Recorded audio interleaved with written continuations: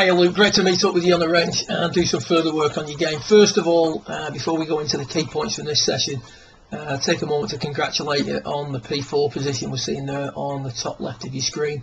It's been a really long journey to try and arrive at a more disciplined top of the backswing position. You can see there now loads of good stuff going on at P4. So what we can do now with that in mind is we can start to focus quite heavily on why the club drops in underneath us so much. If we look at it as a whole, the wrists do get dumped very early.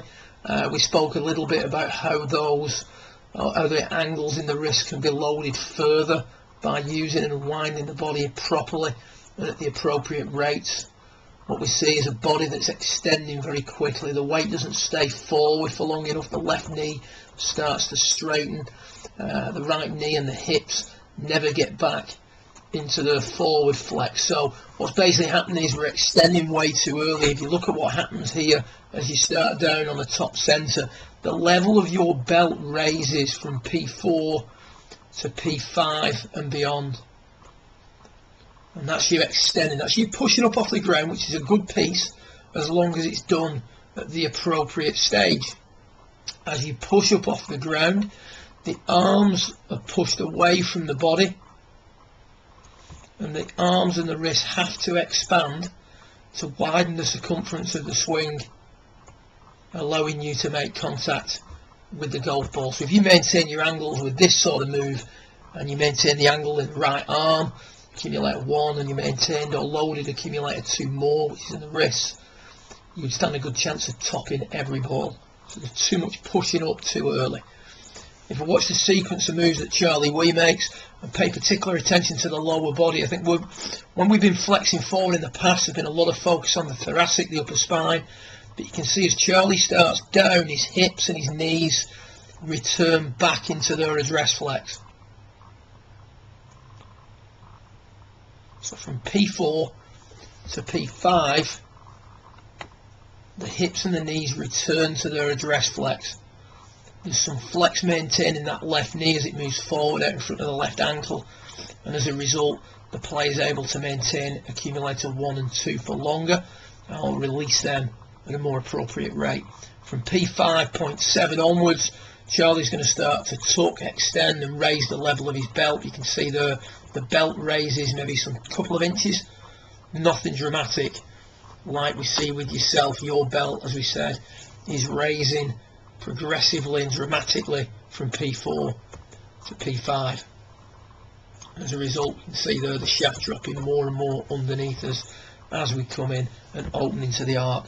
So the feeling we gave you was to return the hips and the knees into the address flex. Now you can see as you do that, look at the effect it has on the arms and the body. Now we said at this point we don't want you to do anything with the arms.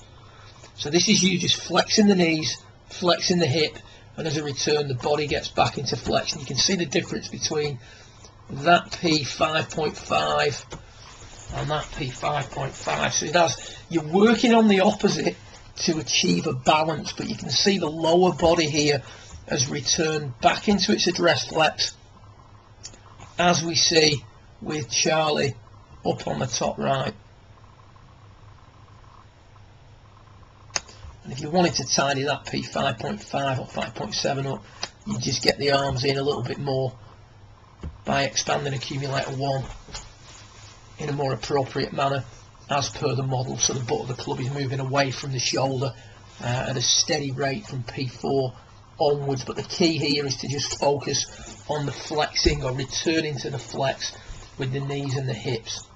So much better work during that drill. So that's the feel.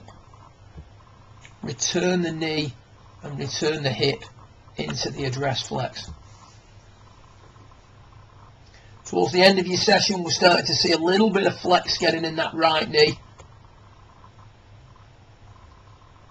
The hips maybe not extending and pushing up quite as soon, but as we learn to flex that right knee and get it back into its address flex, and we learn to get the pelvis back into its address flex, then we're going to start to see this club get a little bit more. We can already start to see it here. The shaft now is sitting more in the middle of the forearm rather than more underneath the forearm. So there's already been a slight steepening of the shaft.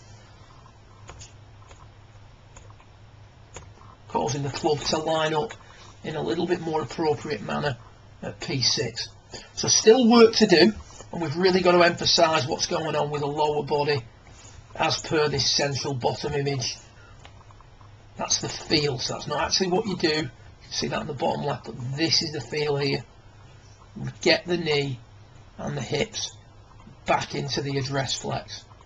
Whilst doing that, if you can feel that the arms are staying in and the butt of the club is working down a fraction more, then that would help you feel a really, really good P5 to P6.